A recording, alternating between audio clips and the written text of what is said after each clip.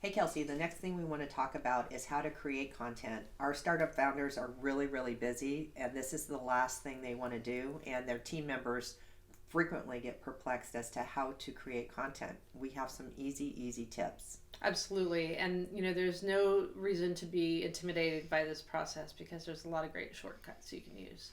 So, one of our favorite shortcuts is to do an interview. So, it doesn't have to be a fancy interview like this. You This is can pretty literally fancy. just write a list of questions for somebody in your organization who's a subject matter expert. And you can interview them using a recording, like a webinar recording system, like Zoom is a great one. And there are lots of great choices of then getting that transcribed. So Zoom has its own, or you can also use a service like rev.com. We love that. And there's a number of other choices there. So then you already have something to edit right away. Right. Another thing we like to do is encourage our startup founders to write about their product and write about specifically about the problem that people who want to buy their product have and how their product solves the problem. That's because these people out on the internet are Googling, how do I fix this problem? So we ask them to think about that and write specific pieces that explain how to solve problems. What's another way, Kelsey?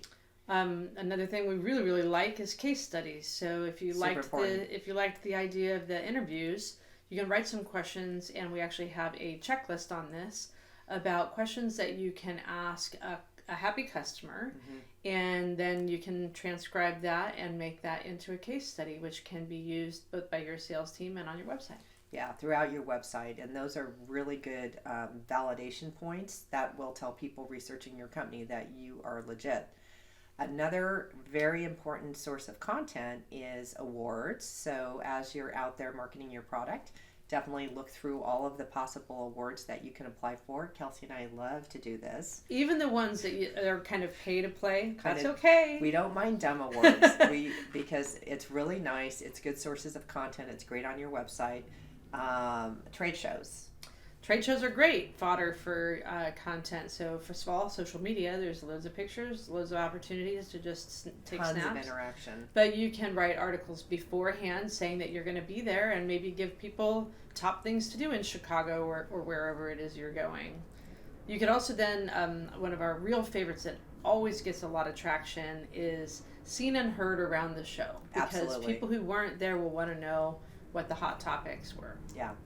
Another good thing you can do is when you're researching your topic, you go out on Google and you find other good articles and you write articles kind of saying, so and so said thus and such about this, here's some of his key points, and you link to them.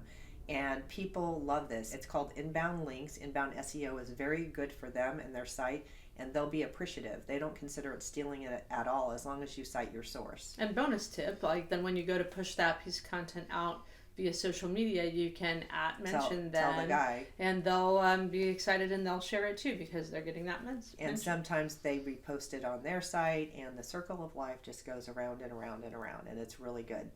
So what do we do with all this content? Yep. So let's talk a little bit about the best way that we know to get rankings right now in 2019. So this idea of the pillar page. Why don't you tell them a little bit about what a pillar page is? Pillar page is something Kelsey and I learned about a couple of years ago, and Google kind of caught on to all the black hat SEO techniques that are out there, and none of them really work anymore. But what does work is quality content about your product, about the problems it solves. And a pillar page is a piece of long form content on your website, and it goes on and on and on and on and on. It's just a whole bunch of writing. It could be maybe you've been writing blog posts about your topic. It could be a combination of all the writing you've done, and it's very long.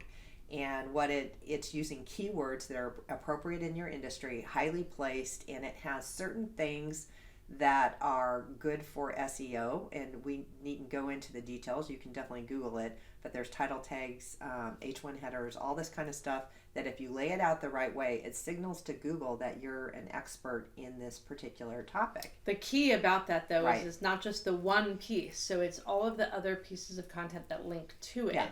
So we use the word pillar page because that's one way to call it, but if you looked on the internet, you'd also see it called topic clusters. Yeah. And the reason it's called topic clusters is because it is a cluster of content about a topic, and that indicates that you're a subject matter expert in it, that your website is an authority, and that will help you rank higher. Okay, so that gives you some ideas of how to create content easily for your website, make the process not hurt. These are things we actually do to help our clients create content. In our next video, we're going to talk about the do's and don'ts of email.